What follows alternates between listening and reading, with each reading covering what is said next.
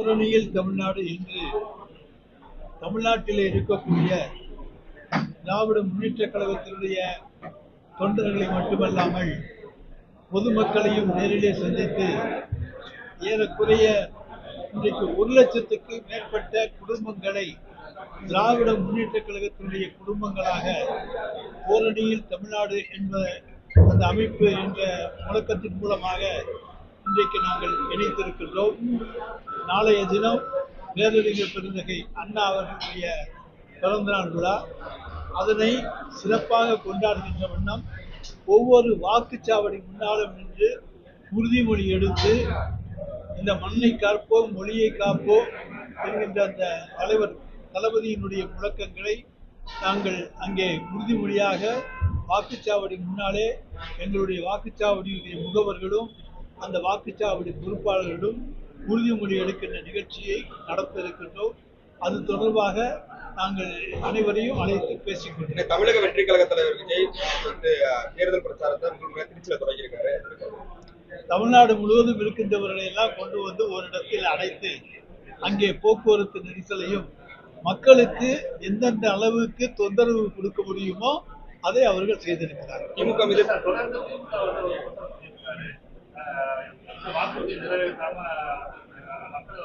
நாங்க வாக்குறுதிகள் நிறைவேற்ற மக்களை சந்திக்கவே போக முடியாது. இன்றைக்கு மக்களை சந்திக்க துணிச்சலோடு செல்லுகின்றவர்கள் திராவிட முன்னேற்ற கழகத்தினுடைய சட்டமன்ற உறுப்பினர்கள். தேர்தலில் நாங்கள் சொன்னதை முக்கியமான கோரிக்கைகளை எல்லாம் செய்திருக்கின்றோம். ஒரு சில கோரிக்கைகள் விட்டு போயிருக்கின்றனவே தவிர மக்களை சந்திக்க அஞ்சுகின்ற அளவுக்கு எந்த கோரிக்கையும் நாங்கள் நிறைவேற்றாமல் இல்லை. இந்த ஆட்சி மீது வெறுப்பு கிடையாது, ஆதரவு அலை தான் இருக்கிறது, வெறுப்பலை இல்லை. எனவே நாங்கள் மக்களை சந்திப்பதிலே எங்களுக்கு அச்சமில்லை, தயக்கமில்லை. பாஜக தமிழ்நாட்டுக்கு துரோகம் பண்ணது, அதேதான் திமுக தமிழ்நாடு மக்களுக்கு நம்பிக்கை மோசடி பண்ணது, அதுவும் ஒரு வகையான துரோகம் தான் அப்படின்னு விமர்சிக்கிறார். நம்பிக்கை மோசடி என்பது அவருடைய கூற்று. ஆனால் மக்கள் எங்கள் மீது நம்பிக்கை வைத்திருக்கிறார்கள் என்பது தொடர்ந்து தலைவர் தளபதி அவர்கள் 12 தேர்தல்களிலும் வெற்றி பெற்று அதன் மூலமாக தன் தலைமை மக்களுடைய நம்பிக்கைக்குரிய தலைமை என்பதை எங்களுடைய தலைவர் தளபதி தேர்தல் மூலமாக நிரூபித்துக் கொண்டிருக்கிறார். மக்களை சந்தித்து தேர்தல் மூலமாக நிரூபித்துக் கொண்டிருக்கிறார். இப்படி மக்களை சந்தித்து நிரூபித்த தலைவர் இந்தியாவிலே வேறு யாரும் இல்லை.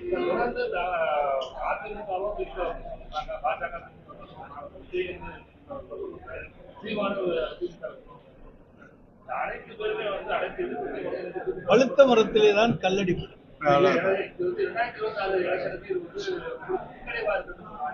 பின்னடைவே கிடையாது. எங்களுக்கு இன்னும் சேர்ப்போனா அதிகமான அளவு சப்போர்ட் தான்.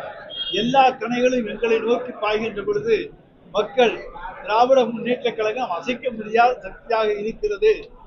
எனவேதான் எதிர்கட்சிகள் எல்லாம் இவர்கள் மீது பாய்கிறார்கள், பொய் குற்றச்சாட்டுகளை கூறுகிறார்கள் என்பதை மக்கள் நிச்சயமாக நம்புவார்கள். ஒன்றிய பிரதமர் மோடின்னு சொன்னாங்க, இப்ப இந்திய பிரதமர் மோடின்னு தமிழ்நாடு முதலமைச்சர் சொல்றாரு. இதுதான் மறைமுகமா பாஜகவோட கூட்டணி வச்சிருக்காங்கன்னு சொல்றாங்க, மறைமுகமா உறவு வச்சிருக்காங்கிறத அவரு. பாஜகவோடு மறைமுகமாகவோ நேரடியாகவோ உறவு வைக்க வேண்டிய அவசியம் எங்களுக்கு கிடையாது, தேவையும் கிடையாது. நாங்கள் எங்கள் சொந்த காலிலே நிற்க முடியும் என்பதை நிரூபித்துக் கொண்டிருக்கின்றோம். பாஜக தயவு திராவிட முன்னேற்ற கழகத்துக்கு தேவையில்லை. நேற்று கூட்டத்துல பொது சொத்துக்கள் பல சேதமடைஞ்சிருக்குன்னு சொல்றாங்க. ஏர்போர்ட்டா இருக்கட்டும், அதே போல திருச்சியோட முக்கிய நகர பகுதியில சேதம் அடைஞ்சிருக்குன்னு சொல்றாங்க. இதை எப்படி பாருங்க? அதாவது ஒரு பத்திரிகை நிருபர் அங்கே இருந்த ஒரு 7-8 மாணவர்களை அழைத்து, இன்றைக்கு உங்களுக்கெல்லாம் ஸ்கூல் லீவ் விட்டுருக்காங்களா, லீவு போட்டு வந்திருக்கீங்களா அப்படின்னு கேட்டார். உடனே அந்த பையன் சொன்னாங்க, இன்னைக்கு எங்களுக்கு ஸ்கூல் லீவு அப்படின்னு சொன்னாங்க. இதுல இருந்து பள்ளிக்கூடத்து மாணவர்களை எல்லாம் இன்றைக்கு அழைத்து அங்கே கூட்டத்தை காண்பிக்க வேண்டிய பரிதாப சூழ்நிலை தான் அவர்களுக்கு இருக்கிறது என்பது இது ஒரு உதாரணம். விஜயோட வருகை சனி ஞாயிறு தான் லீவு, மற்ற நாள்லாம் ஒர்க்கிங் டேஸ்.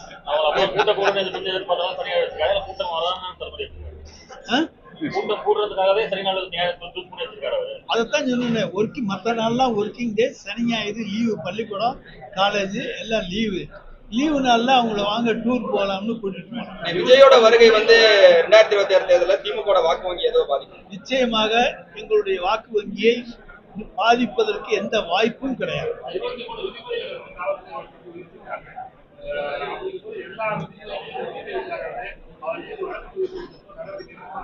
அது சட்டம் தன் கடமையை செய்யும்.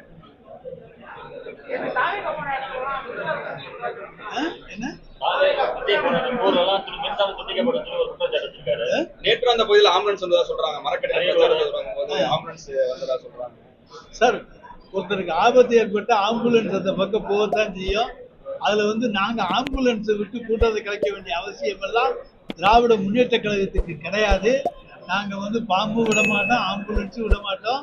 நாங்கள் நேர்மையாக எதையும் சந்திக்கக்கூடிய துணிச்சல் மிக்கவர்கள், தைரியம் மிக்கவர்கள்.